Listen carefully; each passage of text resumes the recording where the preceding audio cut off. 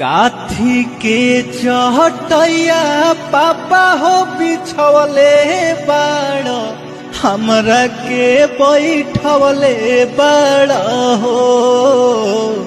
काथी के करे जब पापा हो बनौले बाड़ हमरा के बैठवले बाड़ हो।